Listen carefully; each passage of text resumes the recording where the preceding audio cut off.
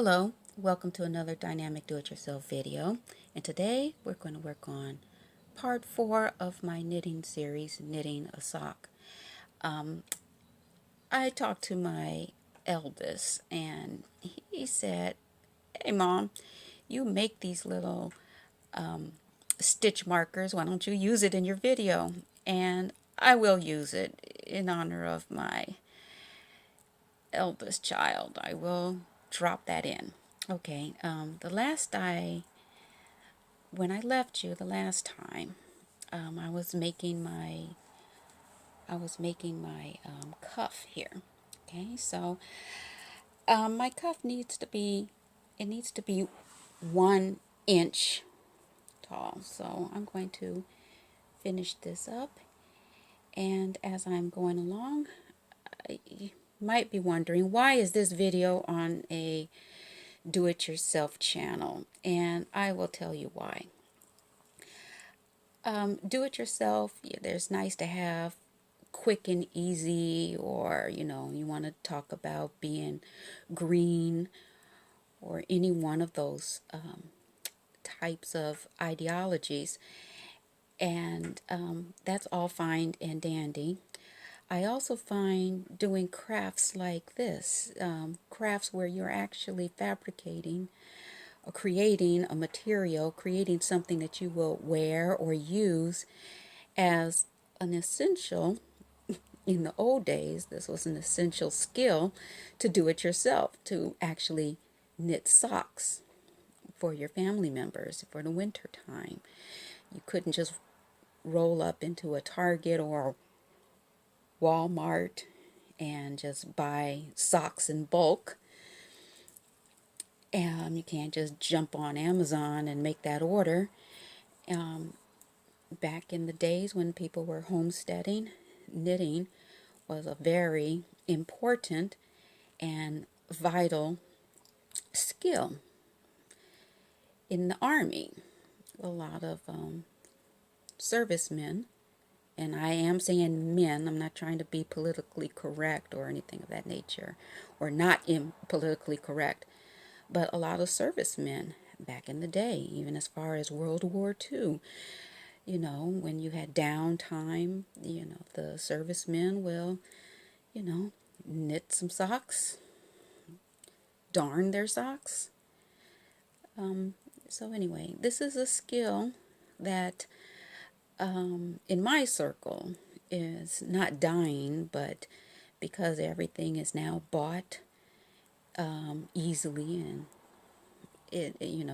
who has the time to spend a week or so knitting socks? I understand that, but for those of us who are enjoy this and find this to be great, instead of staring at a phone, spend some time knitting. This is a fabulous do-it-yourself activity. So there, I have just finished. I am finishing up the cuff. And if I were to measure this cuff, it should be 1 inch high. There we go, the last two.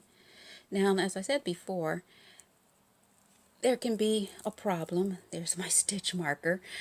I'm going to remove it for right now so you can take a look here. There is a worry when you're knitting in the round to make sure you do not have any runs.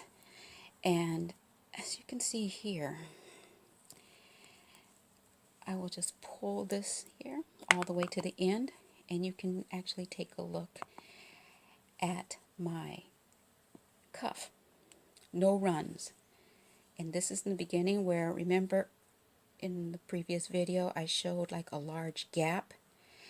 As you can see, everything is tightly knit and there is no run, and I have a pretty good looking cuff there.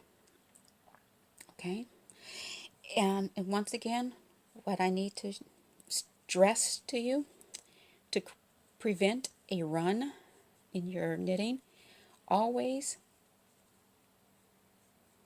always knit tight when you start that next round. Okay, knit tight and then ease up on your knitting as you go around.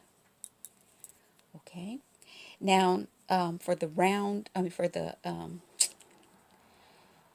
other side where you might actually worry about getting another run, it doesn't hurt to switch your stitches every once in a while.